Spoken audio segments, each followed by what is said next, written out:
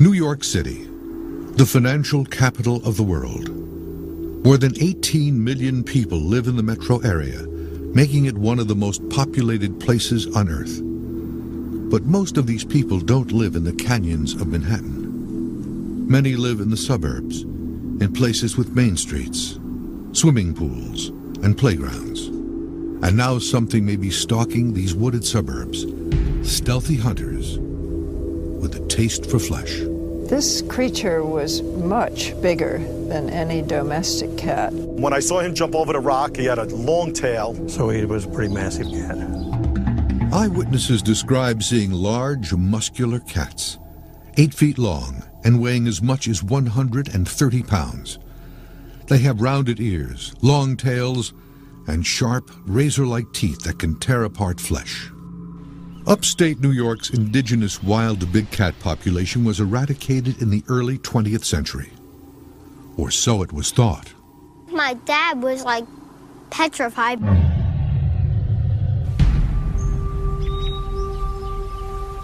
Dorian Tunnell and his son were on a bike ride just a few blocks from home when they were startled by something in the nearby undergrowth. It sounded like thrashing in the woods, and I looked up and I saw a large black cat jumping over a rock.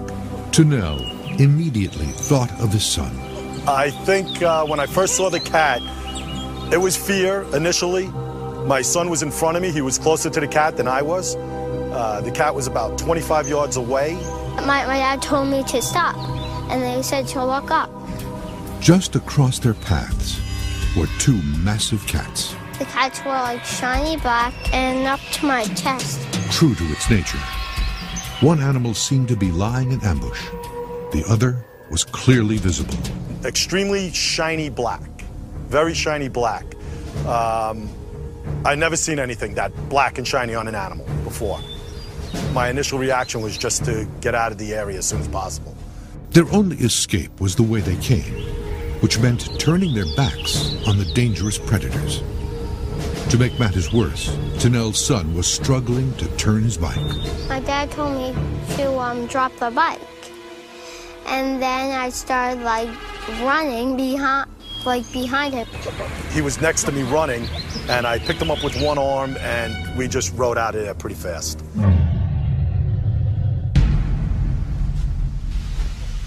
This sighting was one of more than a dozen that occurred in the area in just over a month, creating a wave of fear among locals. But most big cat experts remain skeptical of the reports of mysterious large cats in the Northeast. So on the east coast of the United States, really the only breeding population of wild cats would be the bobcats. Scott Lope, director of Big Cat Rescue, says the only big cats that ever lived in the area were mountain lions, also known as cougars, and they are not black. The only large cat population that ever existed in New York or that whole northeastern region would be the mountain lion or the cougar, and they were actually eradicated there by 1900. Lope suggests that misidentification is a more likely explanation. In all reality, I would lean more toward it being a black lab or just a large domestic black cat. Very, very hard to determine size from a distance, and when you're catching a glimpse of something, it's moving fast. It's usually at night or near dark. Really tough conditions to tell how big something is. And you know, when you get the adrenaline going, you're very excited, it can be very misleading. There are only 2 black cat species similar in size to those seen by witnesses. The leopard, which isn't indigenous to North America and can only be seen in zoos, and the black jaguar, which is seen only in Central and South America. There are some 15,000 big cats kept in captivity in the U.S., and shockingly, only a small percentage are in accredited zoos. In 2000, a 4-year-old boy was bitten on the neck and face by a 40-pound African serval that was being taken for a walk. In 2003, a Bengal tiger weighing over 400 pounds was found in a Harlem apartment after it injured its owner. And more recently, in northern New York, a 4-year-old girl was hospitalized after her grandmother's 160-pound caged cougar mauled her. It is believed that the captive cat population in the U.S. includes more animals than the worldwide population of big cats in the wild.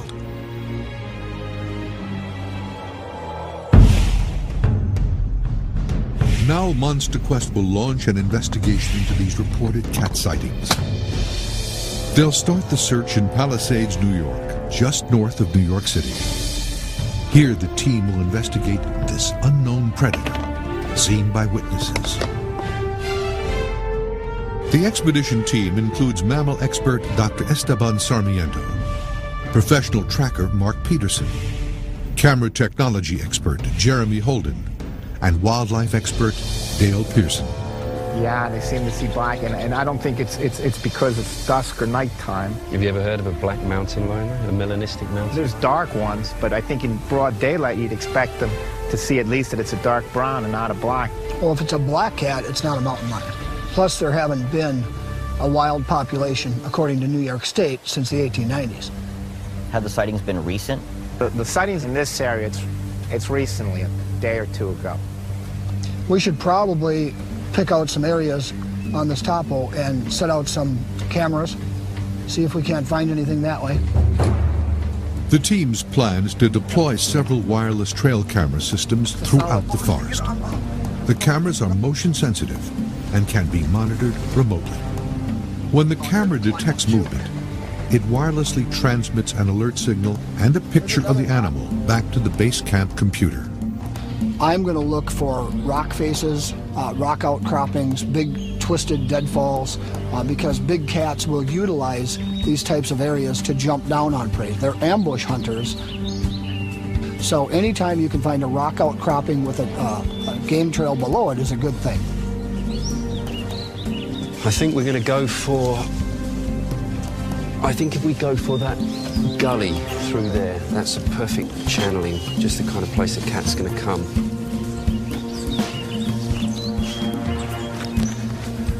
I'm just going to shine it right in the centre of that gully. You're going to gain a lot of distance on that. To increase their chances of seeing the dark coloration of the cat, they install infrared LED lights.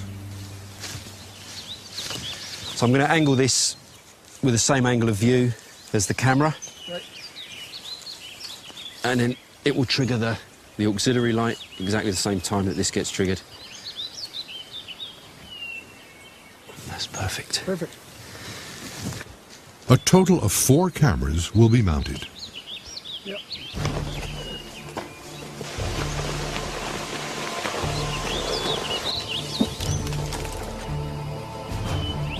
They can hide up in this thing and they can look down at this whole valley on the bottoms and view their prey, which in this case is white-tailed deer. It's also a great shelter.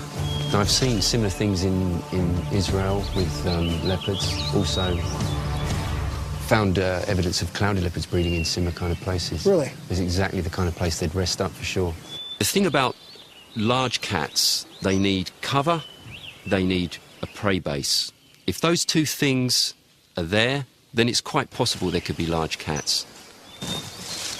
That's perfect.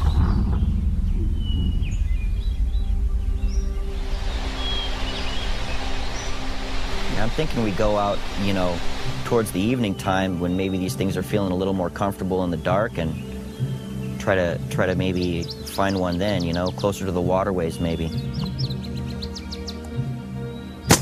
The team will conduct a night search using a DNA dart gun to try to capture a genetic sample of any unidentified creatures they encounter.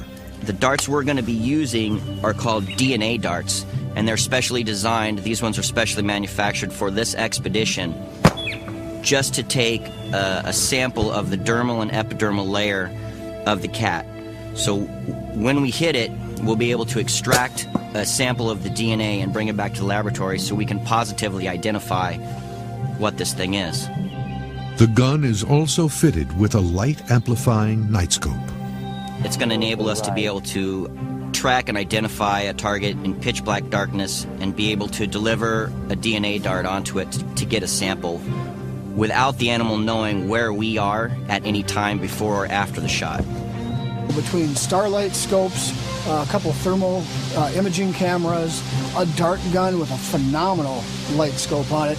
We've got so much stuff on this because it allows you to go out into the night when these big cats would be hunting and have a chance of finding something. How many shots you get out of that? About 25. All we need is one.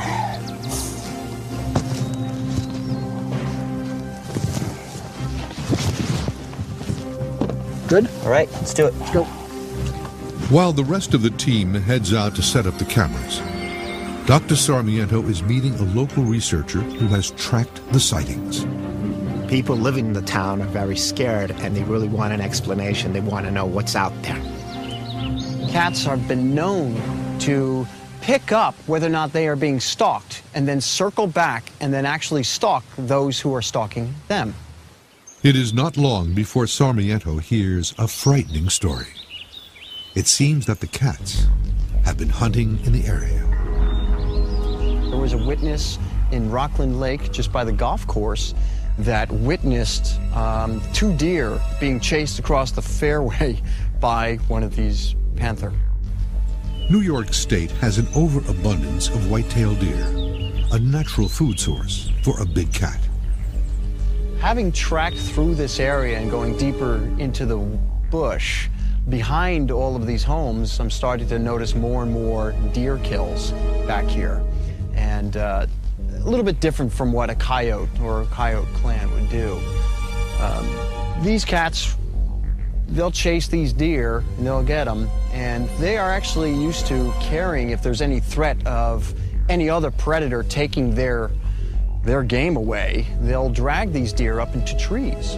Dr. Sarmiento continues to search, and it is not long before he is led to a strange track. Yeah, we got a compression shape, and the overall shape is round, and that's really significant when it comes to cats.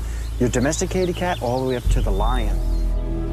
The mysterious cat tracks are next to some deer tracks, showing the relative size of the creature. And even though this deer track is significantly larger than a standard house cat, it is dwarfed by the size of this track. Dr. Sarmiento documents the tracks for later analysis. The evidence that I did find were of the tracks. Now, these particular tracks are truly unique to a large cat.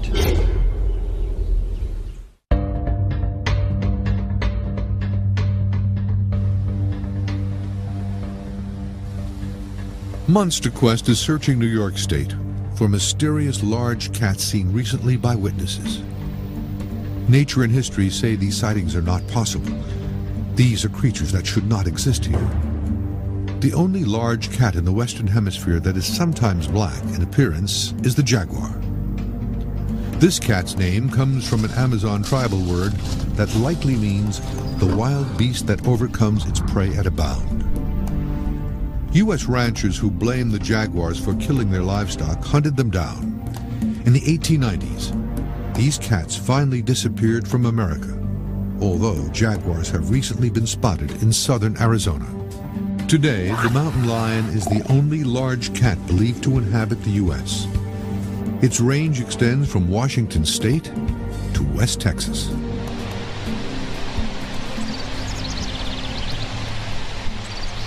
The exotic cats in the United States, they started out as circus animals or zoo animals. The history of exotic cats in America dates back to 1768, when the first leopard arrived from Africa. A local merchant sold tickets to see the huge cat.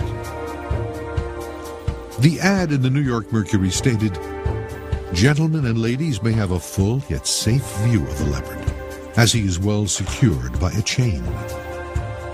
Then in 1806, the first tigers arrived from Surat, India. They were put on display at Crombie's Tavern in Salem, Massachusetts. The public was fascinated by these exotic creatures and flocked to get a glimpse. The popularity of these attractions increased, and some people began to keep these rare beasts as pets. As humans, we're always looking for the next best thing, and as these animals breed and more people realize they can get them or keep them as pets, they just start to expand, and they're easy to get. Experts believe that the growth in big cat ownership has led to a frightening situation. Most of the statistics, or most of the experts, really believe that there's more tigers in captivity in the United States than there are left in the wild around the whole world. That's pretty sad. Many states have little or no regulation on the ownership of exotic cats. And when you talk about just the needs of the animal, as far as caging it, feeding it, housing it, for a 20-year commitment, it's easy to understand how people, either worried about their finances, liabilities, or their own safety, could want to get rid of this animal. Even more frightening is that the number of escapes and attacks are increasing. Tigers account for 50% of these attacks, lions for 15%, and cougars for 12%. There's no such thing as a tame wild animal. You're talking about an animal that started out as a fun, cute little cuddly baby and everybody loved it, but it's going to grow into a huge predator, and it's going to be an animal that can basically kill you. And I thought he was playing, but he cut my arms. Don Blakeney learned his lesson the hard way. For 3.5 years, he raised pet cougars on his farm near Princeton, Minnesota. One day, as he was routinely cleaning their cages, Blakeney was attacked by one of his big cats. So as I walked from the feed pen back past the door, there was a little space between the door where he could get his arm through. And he did, and he tripped. The declawed cat wasn't able to kill him instantly. Instead, something worse happened. And I think that set off some kind of a feeling in him that he wanted to attack me, because I was down, I had my back to him, and he did. He came through the chain link door. He busted the links off and busted right through the door. The cougar, weighing 230 pounds, bit down into his head with its 2-inch fangs. Every time I moved and yelled, I felt bones cracking in my jaw. And one time I felt the blood coming up in my eyes. It was hot blood. And so I just figured, you got me, I'm dead. And I said to the Lord that I hope I did it right this time. And I just kind of relaxed. And a little while after I relaxed, he got off me. And he backed up about 4 feet. The animal backed into its cage, and Blakeney struggled to lock it. He then crawled to the house and called 911. And when I was laying out in the yard, waiting for the ambulance, I could hear my chest googling blood out. So I knew that it was deep. When the ambulance arrived, Blakeney's wounds were so critical that paramedics had him airlifted to a hospital. He spent 10 days in intensive care and received 96 stitches, but his jaw could not be saved. The doctor said he could not replace my jaw. He said he'd have to put a metal piece in there to hold it all together. So from about here to the center here is a metal piece. And then there's a metal plate holding it to the bone, to my gums and my teeth.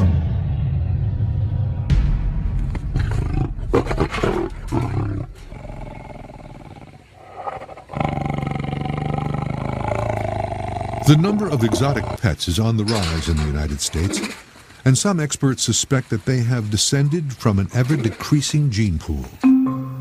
To test this theory, the science team will collect blood samples from tigers held in captivity across the United States. Then, DNA testing will be performed to determine if they are genetically linked. We actually were involved in the first genetic study of tigers. Brian Werner has been studying tiger genetics for more than a decade. He suggests that many captive big cats, which are kept as pets, are often inbred, leading to problems. Inbreeding can lead to a lot of different issues: cleft palates, birth defects, abnormal behavior, aggression, and those are the things that we really got to get concerned with. And one of the groups that we're concerned about are these alleged backyard breeders. These are people that get tigers, and they start off with 1 or 2, and they decide they want a pair. And then they think they're going to make a lot of money selling tiger cubs. So they start breeding these animals. The problem is they have no history on them. The inbreeding of big cats may lead to far more aggressive animals, increasing the risk of deadly attacks. We're going to break that DNA material down, and we're going to test it. We're going to look at it, and we're going to compare it What kind of tiger is it? How much related is it to each tiger that's already into testing? The tests will identify the degree of inbreeding and the genetic abnormalities that could lead to increased aggression. The tiger today is having a root canal performed, and in that process we'll also go ahead and do a complete physical, and we'll draw some blood for the DNA testing. Once Werner collects all 30 samples, they will be sent to a behavioral geneticist who will create a profile of each animal and determine if inbreeding can be confirmed.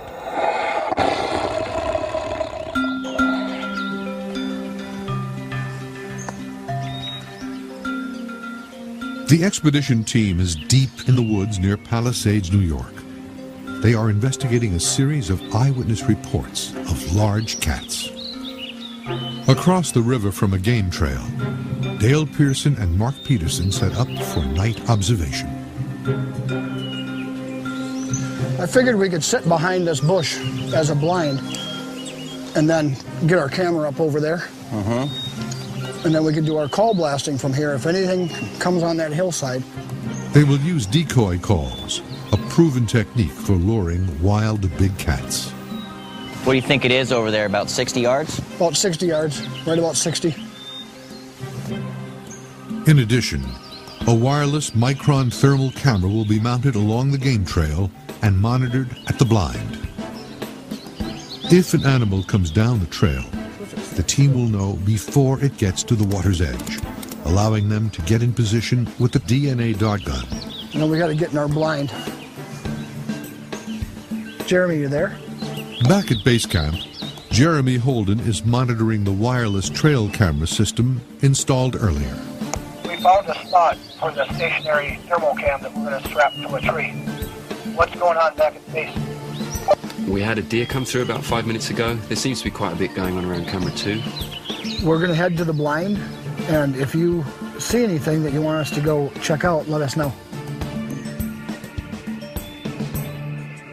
Peterson is monitoring the wireless micron thermal camera that they have set up across the water and uses an additional thermal camera to scan the shoreline. I'm going to do a little calling, but I'm going to use a robin in distress first.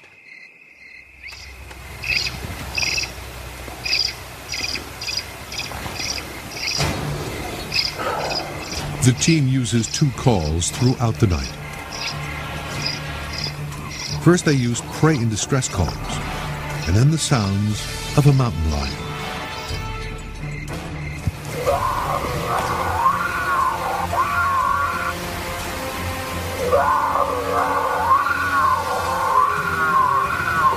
After several rounds of each call, there is movement across the lake. Just saw something. There's a hot spot on the hill about 11 o'clock. We're at 11 o'clock. Just saw it go behind some brush. I can just see little pieces of orange. I can see it. It's a little trying to find a better vantage point. Let me get an angle on it. At least if I get a different angle on it. It's moving through the brush.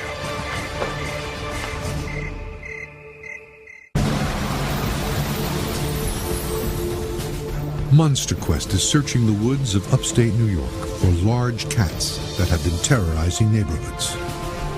If a population of wild big cats is allowed to breed, it may lead to the kind of vicious encounters that are occurring in other parts of the country.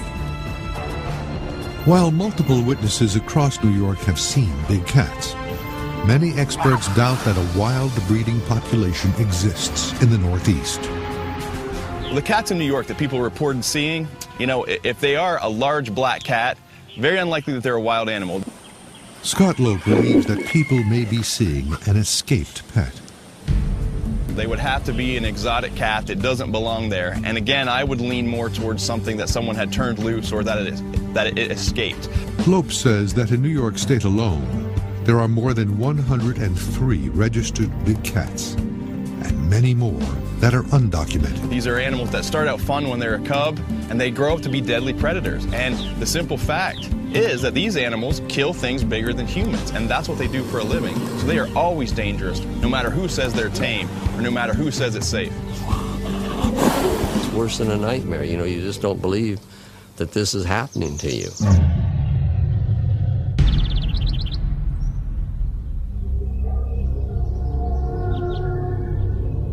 Avid hikers Jim and Nell Ham were on their daily hike in Northern California when a cougar suddenly leapt out of the woods and attacked. I went down. Then he ripped the top of my scalp off. I must have screamed out. We've been married almost 50 years, and I've never heard that kind of sound come from him. And I turned around, and he was on the ground with the lion on top of him, and it had a hold of Jim by the head. And I'm on my face in the dirt, and then she's yelling at me to fight, Jim, fight. Nell jumped in to try to help her husband. She tried to stab the animal in the eye with a pen, but the pen merely broke off. Then it shook its head and it tore all this up. Split it up on both tops and bottoms, tore it loose inside. Then it went right back onto my head. Nell found a log nearby and struck the cat with it repeatedly until the animal let go. The wounded couple limped to the nearest road to try to find help. I don't think about the lion when I go to bed. I don't wake up seeing the lion anymore. I've gotten that over with. But it was very traumatic because there was such an amount of time of thinking that I'm going to be dead and being torn apart in the process. While big cats are aggressive by nature, some experts believe that captive cats may be even more aggressive. One theory is that inbreeding of captive animals is causing behavioral abnormalities, making them even more dangerous than their wild cousins. The question we're asking is, in the general population, how much inbreeding there is. The Munster Quest science team is analyzing captive tiger DNA to create a genetic profile of 30 animals. These profiles will be compared to the DNA of wild tigers for any differences. A behavioral geneticist is somebody who studies animal or human behavior and tries to find the genetic reasons for the behavior occurring or the genetic effects of that behavior. The process is simple, but time-consuming. When we get a group of samples, what we first have to do is find the DNA, get that out of the cells.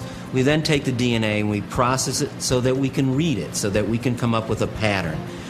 We come up with a barcode per individual, and we look at the similarities between the barcode. In smaller populations, there will be less genetic diversity. This means that the animal has a higher chance of inheriting damaged or defective genes.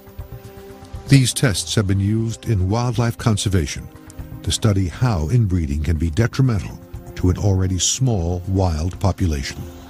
If you increase inbreeding, you increase the chances of having some genetic disorder take over the population.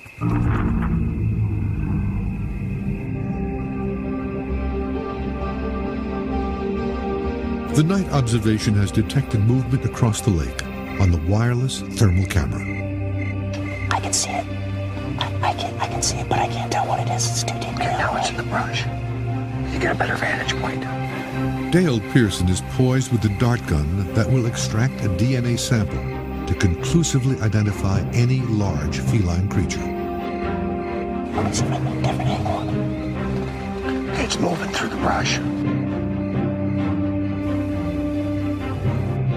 It's a deer. It's coming out. Here it's coming out. Daybreak brings fresh proof from the trail cameras of a food source sufficient to support a large cat. We've actually had a lot of movement on this camera, so it seems to be a good area for deer. But it's a nice shot. And what it does show is there's a good prey base here. The team discusses their next move. That was really encouraging last night. We got a load of deer on the Buckeyes. Yeah, a lot of prey over there, so we could find a way to get on the water somehow. Maybe we can, I don't know, move along that bank kind of quietly. Yeah, you could try with a canoe, maybe. We could use the night scope from the canoe. Yeah. When you're gliding down the river quietly, you can surprise things, and it's how jaguars are often seen in South America, so it's a good approach to try and surprise a cat as well here. The team sets out again, this time hoping to sight the cat by scanning the undergrowth from the river. Yeah, this looks like a good spot right here. Monster Quest is searching in the Northeast for large cats that have struck fear into the local community. 12 sightings is a lot for this community because it's small. Grace Knowlton was skeptical of the mysterious cat reports until she too saw a large cat just outside her window. So after my neighbor reported having seen them on her lawn, the next week I was sitting in the living room and I saw a black panther going across at the top of the lawn. When I saw the panther, I'd say it was about 100 feet away. I could see it very clearly. This creature was much bigger than any domestic cat. The size was very different. It was much bigger. The way the panther walked was a slight crouch and a long tail that went out and curled up at the end. Pitch black and shiny coat. Then, a few nights later, the cats came back. I woke up in the middle of the night, the dogs barking to be let out. So I let them out, and I went back to bed, and in the morning they hadn't returned, and that is completely unlike them. Knowlton feared the worst. They have never done that, and I figured the Panthers had killed them, that they were gone. That was it. The next morning, Grace and a neighbor followed the sounds of barking to a local woodlot. They found the dogs on a nearby cliff, scared and stuck. Grace believes her dogs chased the cats to the ledge. The dogs got as far as a rock outcropping, but there was space between that outcropping and the cliff, so they couldn't get back, and they were afraid to jump down. While the pets were not injured, they may have had a lucky escape. A lot of people have been frightened by the panther visit and don't want to go into the woods or go biking on the path in the park. And I guess they're afraid of being attacked. Close to where this sighting took place, the Monster Quest team has found more startling evidence of the dangerous cat. Distinct claw marks on a tree near where the strange tracks were recently found point to the predator. If this is an escaped exotic pet, it has not been declawed. If he didn't have claws, he'd be more erratic, a bit more dangerous, more desperate for food. So in this sense, I'm happy that he has claws because he's doing okay. The claw marks indicate that the cat is likely feeding. The team knows that a hungry beast would be much more aggressive. I would suppose it was able to hunt, and it might actually explain some of those deer kills they found farther down the hill. I agree.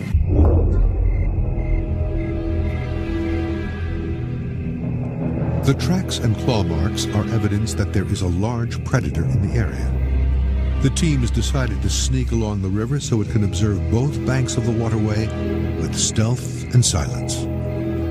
Holden remains at base camp monitoring the wireless trail camera system. He will alert the team if the cats are spotted. Tonight we've got a few things that have turned up in camera one, actually. Seems to have the most activity at the moment. We've got a strange image of a squirrel, and we've got a couple of nice shots of a raccoon, but no cats. There is no light left on the river as Dale and Mark wait. Our stream is getting considerably narrower here. It's starting to look a lot better though too. These hills are coming down real nice-like. The team is seeing more game trails, and they are near the trail camera that was active with deer the night before. Now we're getting into some good stuff. Dale spots something through his scope, but it is deep in the underbrush. Dale, you want to go check that out? Yeah, bring me in. Bring me in. All right.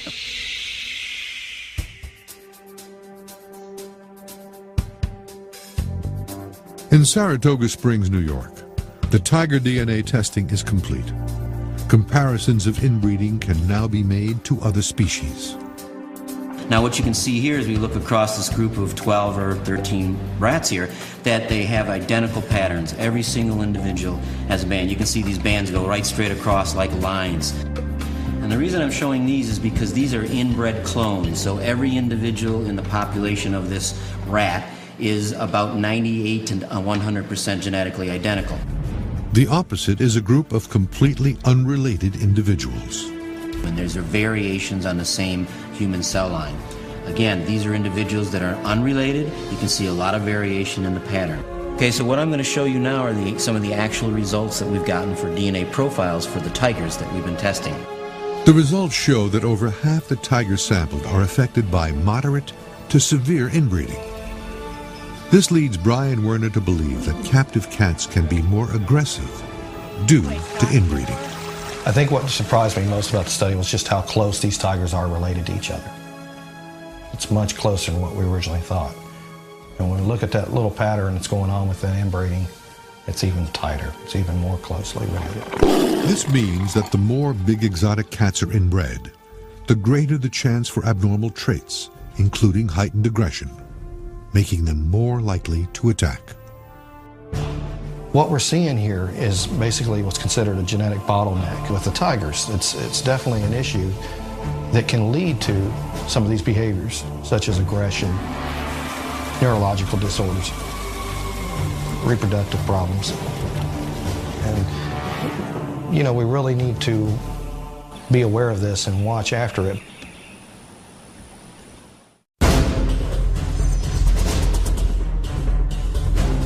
Monster Quest is searching for large black cats that have been spotted in upstate New York.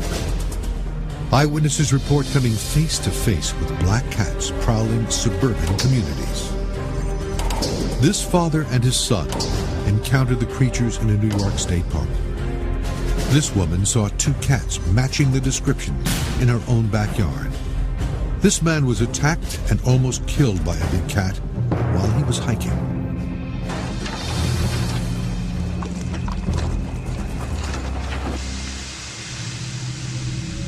The expedition team's night searches resulted in a sighting of something unknown. While Dale Pearson gets in position, Mark Peterson scans the area with a thermal camera. I got a hot spot about 3/4 of the way up the hill. It's in the brush. I don't know what it is. Can you see it? I'm going to go in right now. Check out. Hold on. Yeah, I see it. Even with their sensitive thermal camera, the dense undergrowth means that the animal is difficult to identify. What they have seen is most likely a small forest animal, such as a bobcat. I don't think it's a cat. It's definitely something, but I can't make it out. It's small though. Pearson and Peterson return to base camp, eager to review the camera traps to see if they will reveal any evidence of big cats in the area. Yeah, so here's something right here. I think that's something right there. Yeah, there it goes. It just bounded off. It's hard to tell what it is. On the thermal. Look at this. Yeah, look at this. I'm not really sure what that is, but it's not a deer. Watch. I think that. Now watch it run. Watch it run. Watch. See it take off? Yeah, it's like a fox or something. And lots of deer on the thermal. Oh yeah. Right? Look at this. That's one cool. Right up to the camera. That's cool, right up to the camera. Right up to it. We got a lot of pictures too. We had a number of buckeyes out, and we got a ton of shots. Mostly. A lot of deer. Yeah, plenty of deer. I'll tell you what, if there was cats in the area, they have to be hunting here. Yeah. That is prime cat habitat right there. The cameras picked up deer, raccoon, squirrels, and lynx. Basically a lot of prey. Right? A lot of prey. A lot of prey items. Now we got no black panthers. How about bears? Dr. Esteban Sarmiento has studied all the evidence collected, including the tracks and scratch marks, and discusses the results with the group. Well, we had plenty of signs back in town. You know, there was some pretty good tracks. And you got tracks in town? Yeah, we got some pretty good tracks. And clear tracks? Yeah, they're clear. Definitely cats? They're definitely a large cat. And we got some claw marks. The most revealing pieces of evidence are the tracks. The team concludes that the prints are too small to be of a tiger or a jaguar. However, they match the size of a leopard, which can be black, and is similar to the eyewitness accounts. So we got prints, claw marks, tracks, plenty of food, great habitat, and lots of eyewitness reports. Fresh, recent eyewitness reports too. So there's no doubt that they exist. That's the hard part to dispute, is all those people talking about seeing it. Yep. Yep. What do you think? What do you think it potentially is? Wild animal, or because it's next to town, you think it's domesticated? I think the most likely candidate here would be Asian or African leopard, which very often show black morphs, the melanistic morph.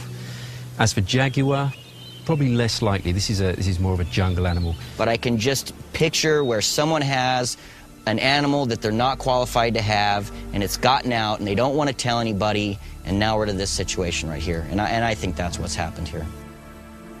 The team believes the big cats are out there, but because of the size of the wilderness and abundant food sources, they will not easily be found.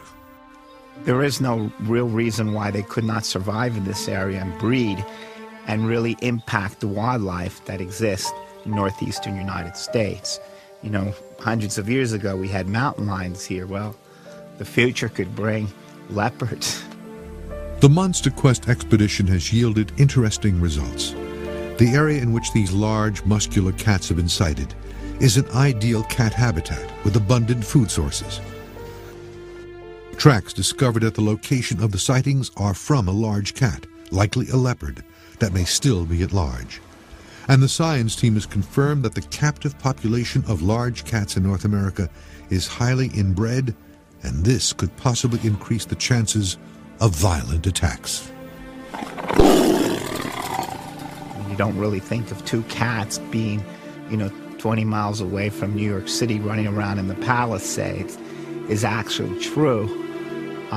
So some of the most unbelievable stories can be true. I mean, that was a good haul of images, and it's certainly what it did show to us is that there's a healthy population of large deer, which would be a perfect prey base for a large cat. And that's the crucial thing, and it's why these large cats throughout the world, their numbers are declining, often because there just isn't the prey base to support them anymore.